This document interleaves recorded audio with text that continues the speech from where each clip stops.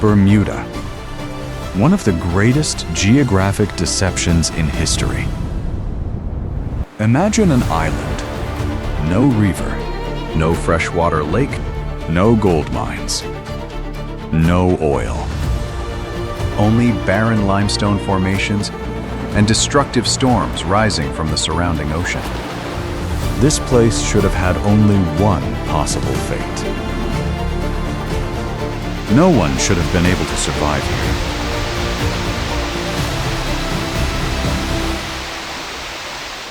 But the reality is the complete opposite.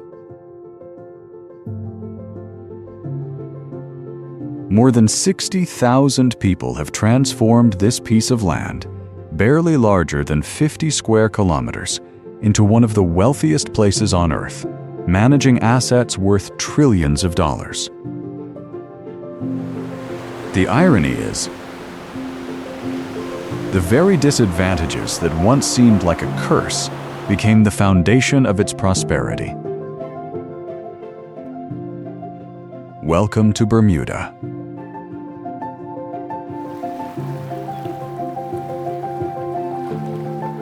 When most people hear the name Bermuda, they think only of the Bermuda Triangle,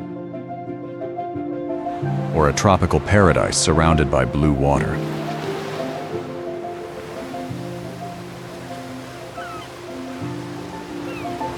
But that is only the surface. The truth behind this island is more unbelievable than any conspiracy theory about the Bermuda Triangle. How does a place with so little land and so few resources keep water flowing, supermarket shelves full, and electricity running every day? The first clue lies on the white rooftops found across the island. When the rain comes, those roofs collect the water and direct it into storage tanks serving each property. A place without rivers has turned thousands of homes into small parts of its water supply system. But water is only the first link. Most food, fuel, medicine, machinery, and construction materials must still cross the ocean. Bermuda has no neighboring city. No highway connects it to a major production center. The ocean is both its supply route and its barrier. Bermuda does not survive because of one miraculous invention. It survives through an invisible machine made of water, cargo ships, cold storage, electricity, money, and thousands of people keeping every link in motion. But to understand why this machine is necessary, we must first see the tiny piece of land carrying this entire society. Look at Bermuda from above. From an airplane, Bermuda hardly looks large enough to hold an entire society. It looks like a thin mark of land forgotten inside an enormous ocean. Bermuda sits in the North Atlantic, not in the Caribbean. The nearest land, around Cape Hatteras in North Carolina, is roughly 600 miles away. Across that distance, there is no next town. No highway. No place to stop and replace a missing supply. There is only ocean. Then the land appears.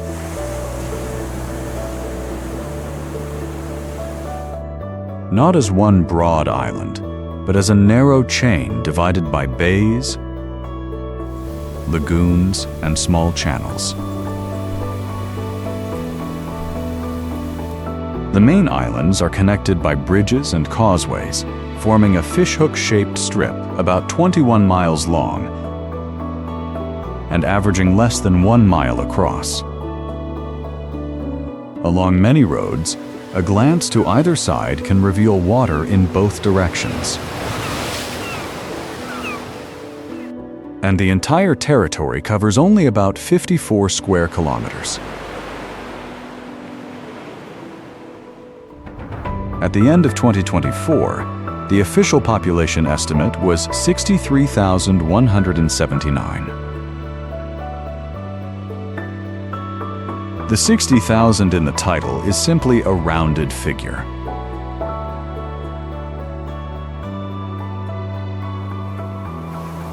That means more than 1,000 people share every square kilometer of land. But density does not live inside a statistic.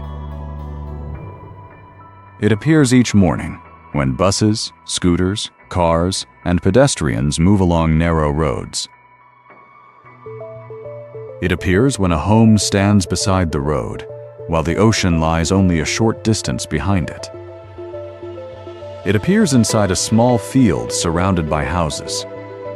That land could grow vegetables. But it could also hold housing, storage, parking, or public infrastructure. Every choice takes space from another need. On a continent, a city can expand into the suburbs. Bermuda has no interior frontier.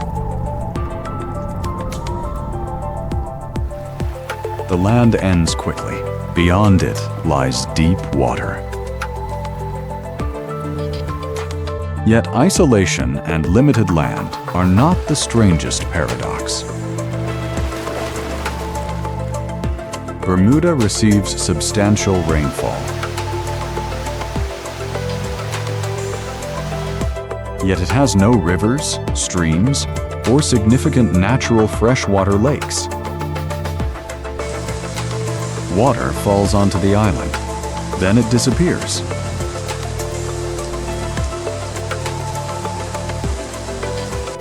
The reason lies beneath the roads and houses. Bermuda rests on the remains of an ancient volcanic structure rising from the Atlantic floor. Above that volcanic foundation lies a thick limestone cap formed from carbonate material accumulated over time. And limestone does not behave like a bowl. It behaves more like a sponge made of rock. Small cracks and openings allow water to sink instead of gathering into surface channels. The limestone's high permeability is why Bermuda never developed a natural river system. This is not merely a geological detail. It is a survival command. If water reaches the ground and quickly disappears, people must capture it before that moment. Bermuda could not build its communities around a river. So it had to build its water supply around individual homes. And that is why Bermuda's famous white roofs are more than architecture. They are the first stage of a system designed to catch water before the island swallows it. Because the land cannot hold a river, Bermudians must catch the rain before it reaches the ground. That is the real purpose behind the island's famous white roofs. The sloping roof steps are not merely an architectural style. They direct water toward gutters running along the building. From there, water travels down pipes and disappears into a tank commonly built beneath or beside the structure.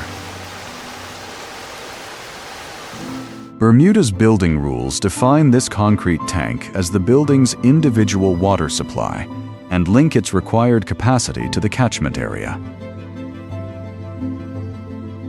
When someone opens a kitchen faucet, an electric pump brings water from the tank back into the home. A Bermudian home therefore operates like a small water plant.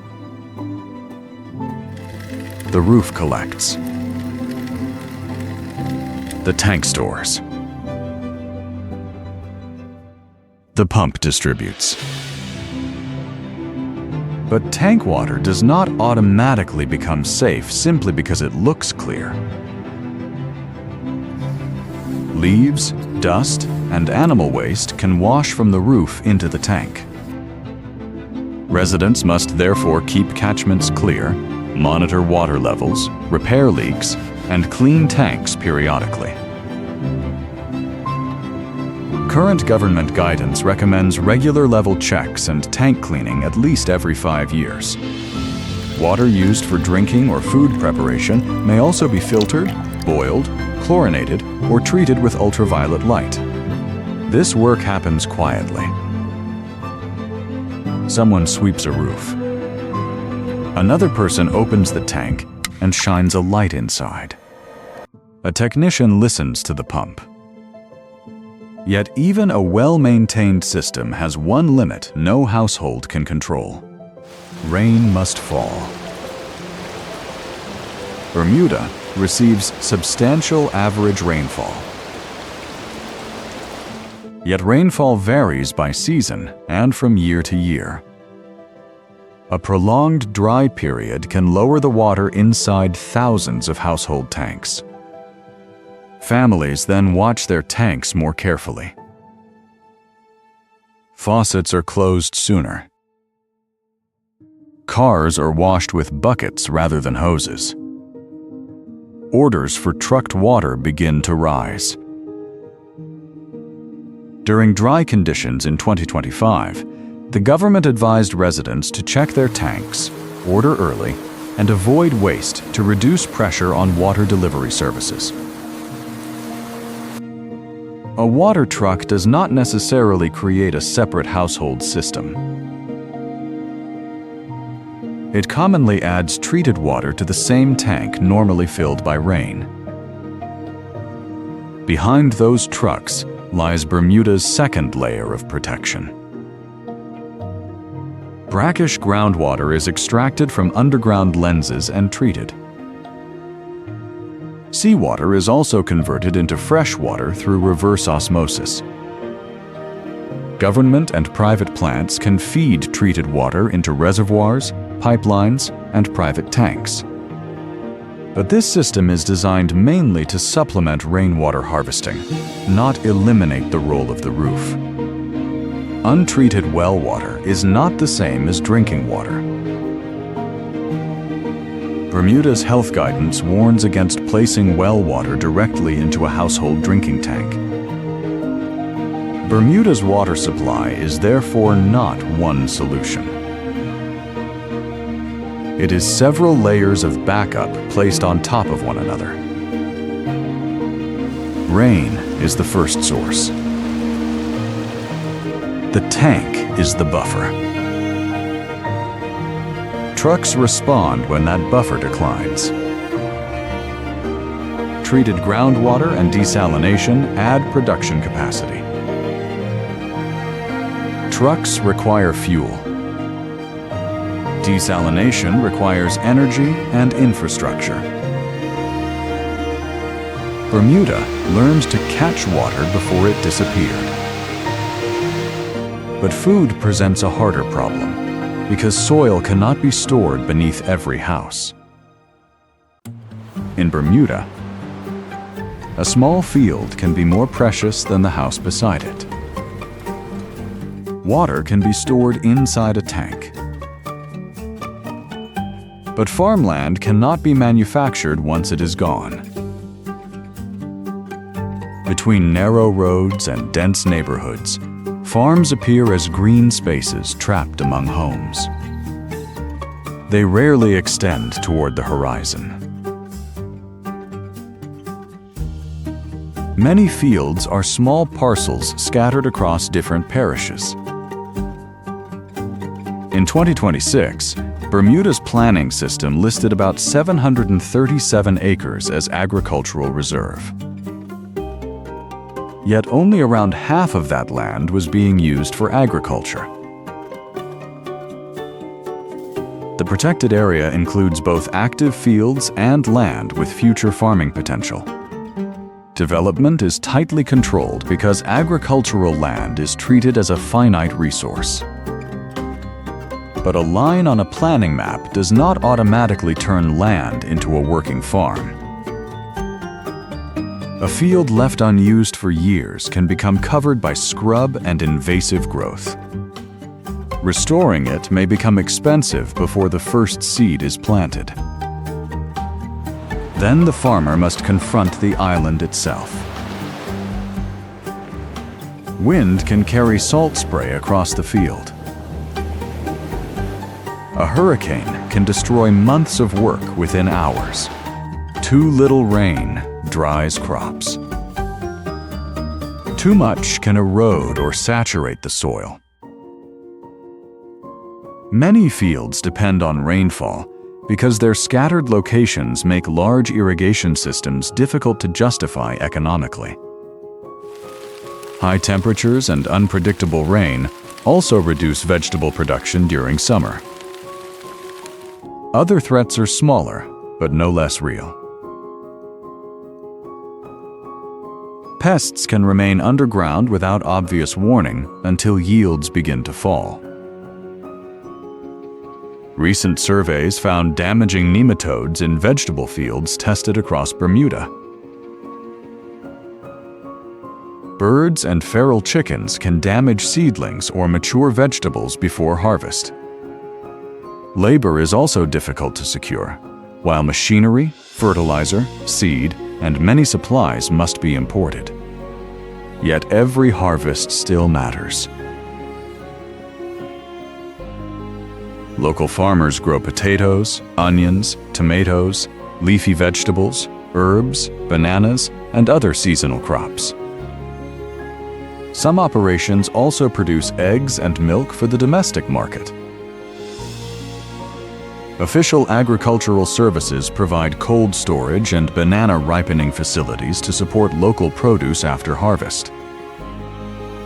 Those products cannot feed the entire population throughout the year. But they shorten the distance between field and table.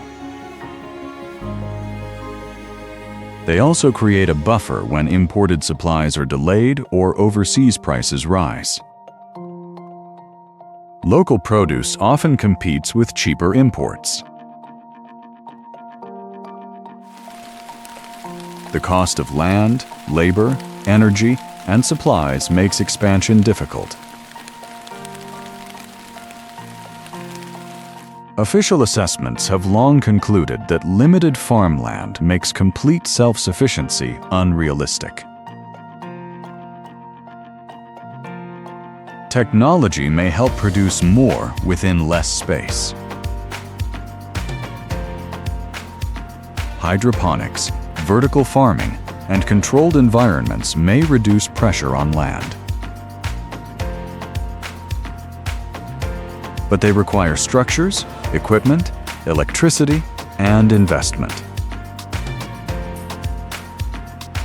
They supplement traditional farming rather than magically replacing it.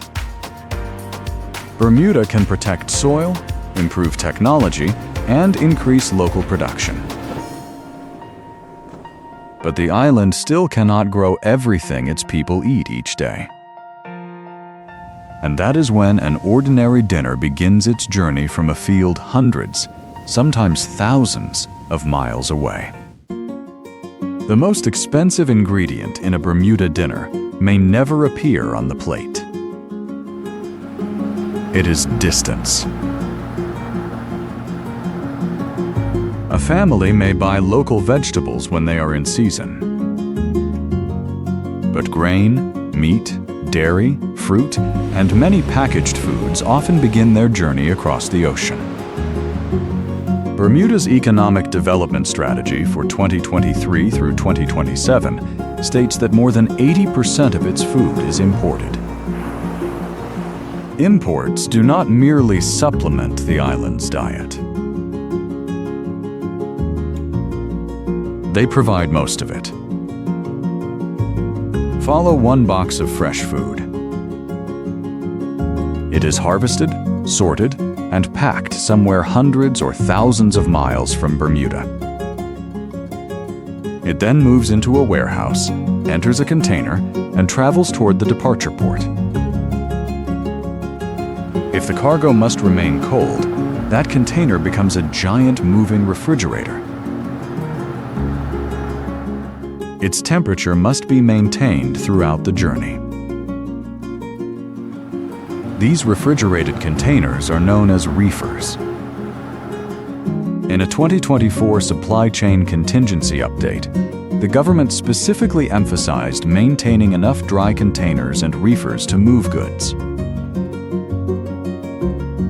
Refrigeration only slows time. It cannot stop it. Every day in storage matters. Every hour waiting for a vessel matters. Every weather delay reduces the remaining time before fresh food loses quality. When the ship reaches Bermuda, the journey is not over. Cargo must be unloaded. Documents must be processed. Goods arriving by sea require customs declaration and release before they can leave controlled areas. Temperature-sensitive cargo must then return quickly to controlled conditions. A worker checks a temperature display. A forklift moves pallets into storage. A driver receives the day's delivery route. From there, the food separates into different routes. Some goes to supermarkets. Some to restaurants. Some to hotels, hospitals, or care facilities. The final journey across the island is relatively short. But trucks must navigate narrow roads, while storage at the destination is also limited. By the time food reaches the shelf, its price reflects more than the work of the farmer or manufacturer. It also carries trucking, ocean freight, fuel, refrigeration, labor, import processing, storage, and distribution.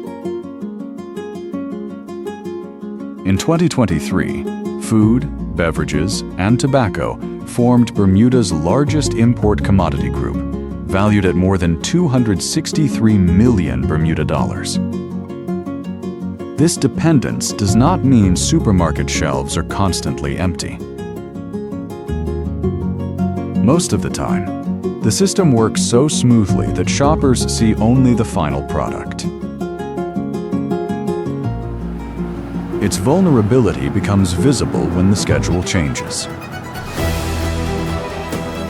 Weather can affect sailing plans and reliable arrival times.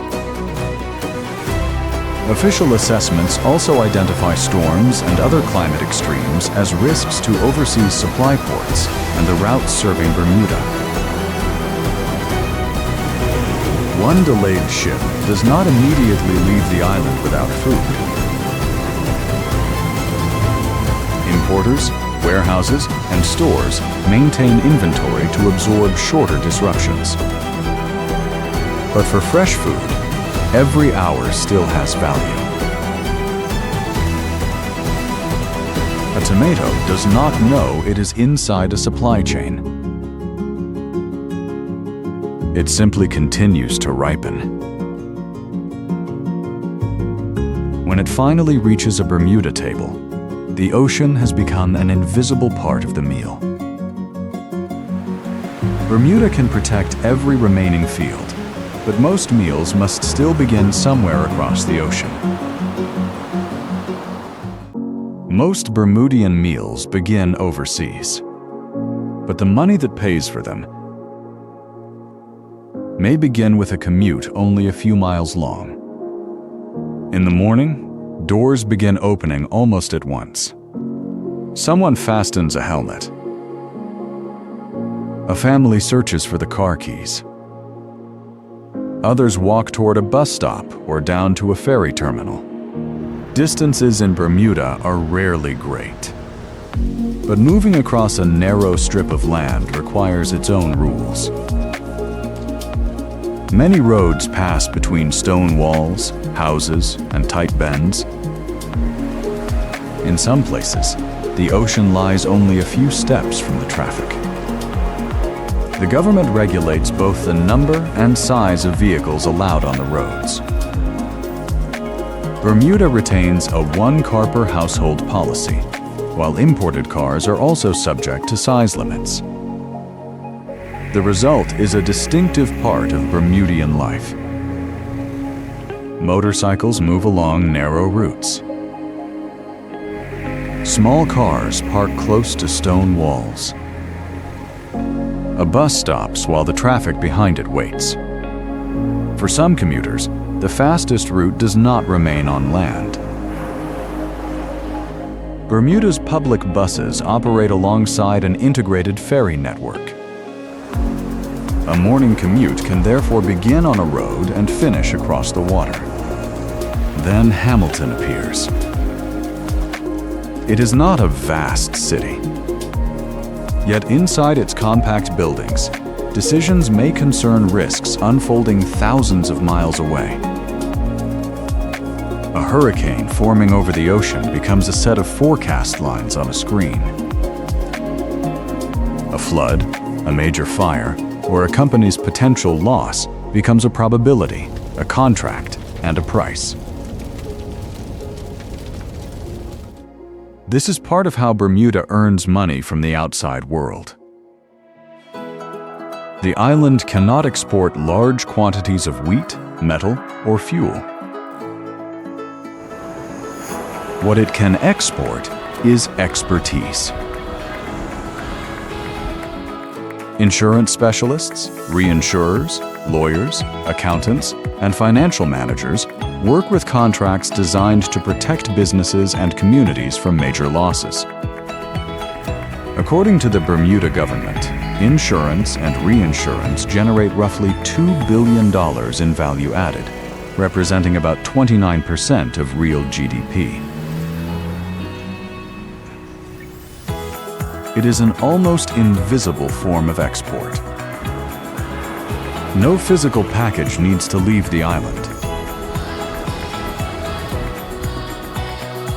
Contracts, data, and capital can cross the ocean within seconds.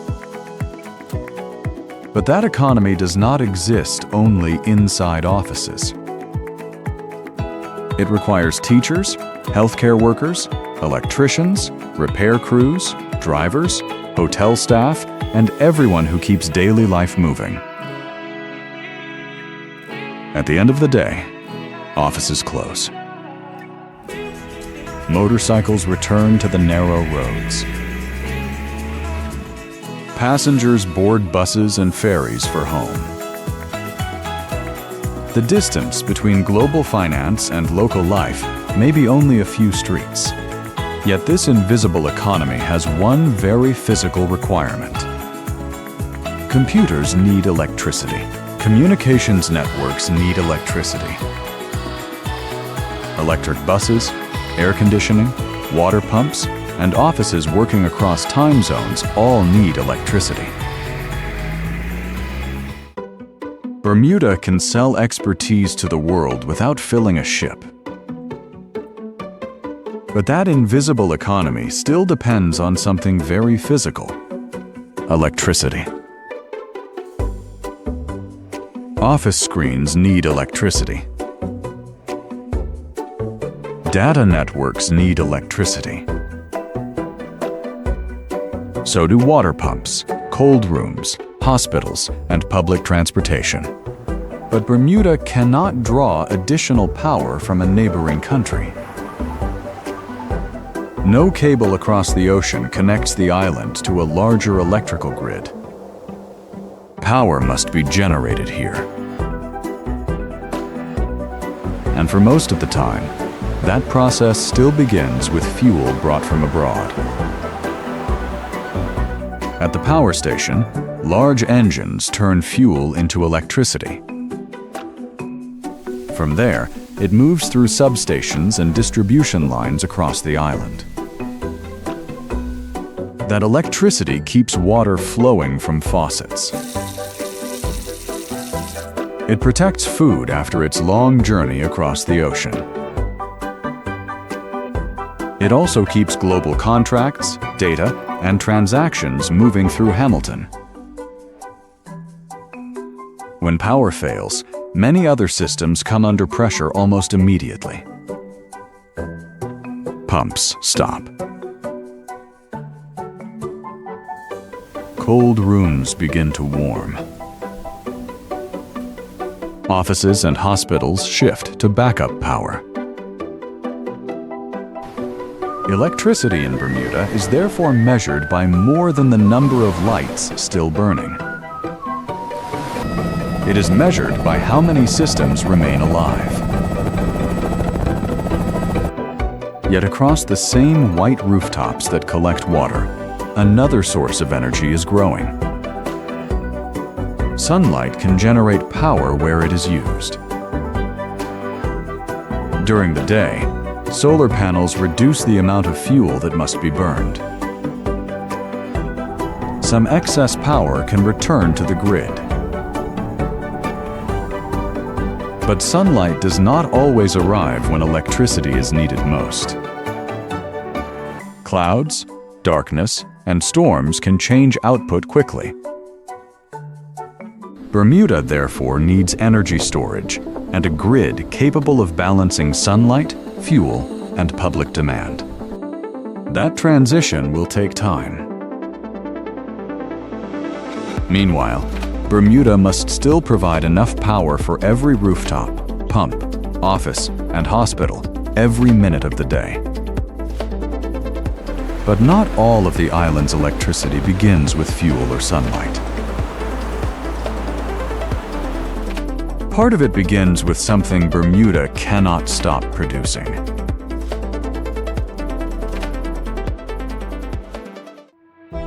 Waste. It begins with something completely ordinary. A black bag placed outside a home. Inside are food scraps, packaging, broken objects, and things no longer needed. On a continent, that bag might travel to a landfill far beyond the city.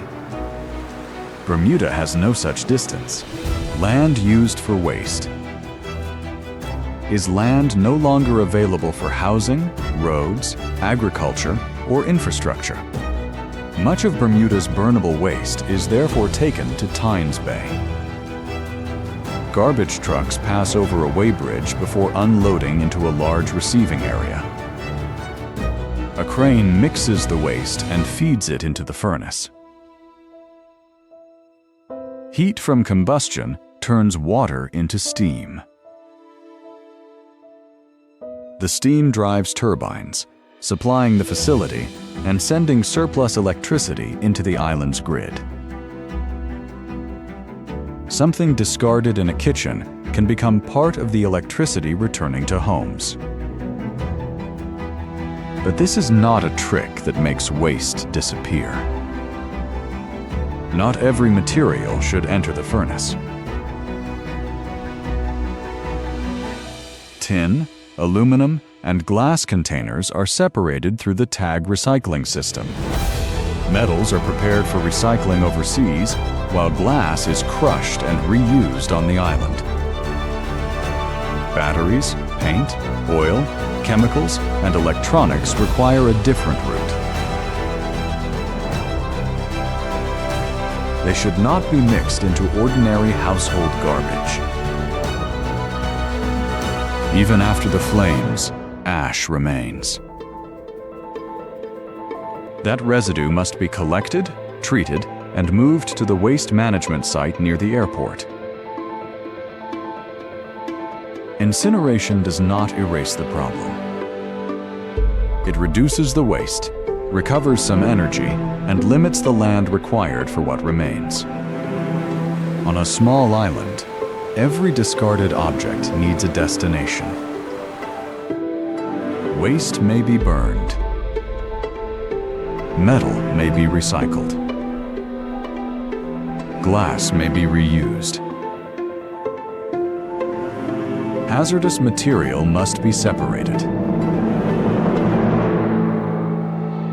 But every one of those routes depends on people, vehicles, and machinery continuing to work. A machine can stop. Garbage does not. And when a hurricane approaches, waste becomes only one of many problems arriving at once. In Bermuda, a hurricane does not attack one link at a time. It attacks the entire system. Wind strikes the roofs, collecting water. Trees fall across roads. Salt and rain hit power lines.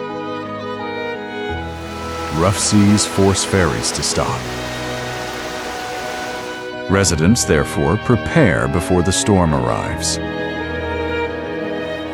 Outdoor objects are brought inside. Shutters are closed. Phones, lights, water, and emergency food are checked. Then the island begins to stop. Buses and ferries pause. Roads empty. Repair crews must wait until the wind weakens enough for safe work. Inside homes without power, small decisions become important. Families avoid opening refrigerators. Battery lights, come on. Then the storm moves on. First light reveals branches across roads, damaged roofs, and power lines hanging low. Recovery does not happen through a single switch. Roads must reopen before repair crews can move. Electricity must return before pumps, cold rooms, and communication networks can operate normally. Not simply powerful wind, but a chain of disruption capable of pulling one system down after another. The goal is not to prevent every loss. It is to prevent one broken link from stopping the entire island. Bermuda has learned how to recover through generations of storms. But beyond the horizon, the conditions facing the island are beginning to change. A coastal road floods more often. A cliff continues to retreat. Longer dry periods place pressure on every water tank. In Bermuda, every solution creates another demand. Desalination produces more water but requires electricity. Solar power reduces imported fuel but requires storage after sunset.